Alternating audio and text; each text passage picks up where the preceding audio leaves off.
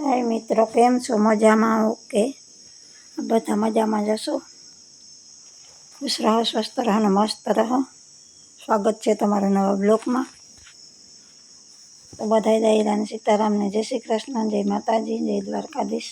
માતાજી તમને હખ્યા રાખે તો ખુશ રહો, સ્વસ્થ રહો અને મસ્ત રહો. આપણે આજે કાઢવાના છે મહારવાના, કાઢવાના મગ. તો મગનું કામ આપણે એક પારિયાનું કમ્પ્લીટ થઈ ગયું. મહારાઈ ગાને ફૂકણી હાલી ગઈ ને તોલ પણ આવી જશે આજે. આજની તારીખમાં લગભગ વહેલા નીકળી જશે. તો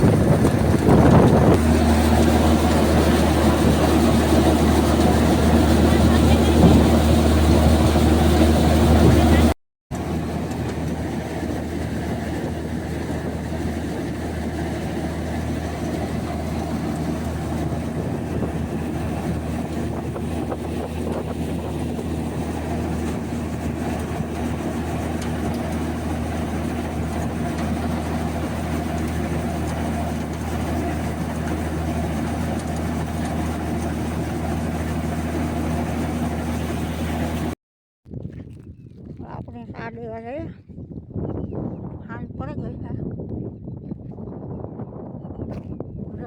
થોડોક હાથમાં ગયો લાલ લાલ થયો. આપણે આલે છે તોલ મગનો. આમાં પાથરા પડ્યા છે આપણે આ ખેતરમાં. ખેતર તો એક જ છે, આમાં પારિયા બે છે. પારિયા બધા પાથરા પડ્યા. આ પાછું ફરવું હવે તો બનાવવાનું છે આપણે.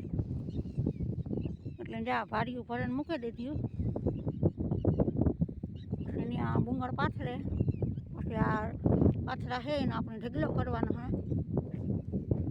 પાથરાને ઢગલો કરે મહરતું જવાનું ને કાઢતું જવાનું. થોડું થોડું કરે એક એક થર મહેરી જવાનું. પછી દાંઠા તારવે કાઢી જવાના. પછી આપણી ફૂકણી હાલવાની હે. તો આપણી વાંકા જો તૈયાર થઈ ગયું. એક પારિયામાં હતા 500 દી છે ને આપણી કામ હાલે. વાટવાનું, મહારવાનું. કાલે થોડુંક મહેર્યું હતું.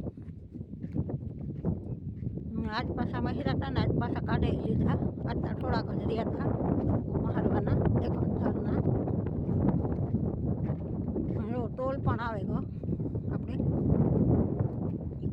જોઈ શકો છો. તોલ આવ્યો ગયો ને તોરે ગુંગળ થઈ ગયું ખાલી આપણો. પાડો પણ આપણા ભૂગી આવ્યા. હા, તોલે વધી બેહવા.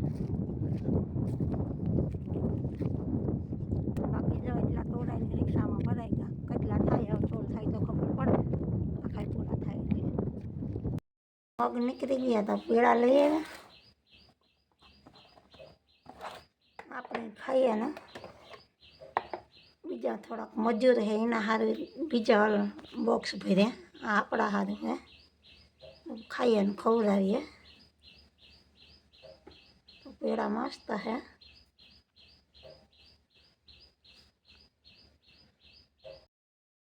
મજૂર માટે ચા બનાવ્યો ને પાણીની ડોલ ભરી લીધી. બરફનો કાકડો નાખીને તો ઠંડુ થાય.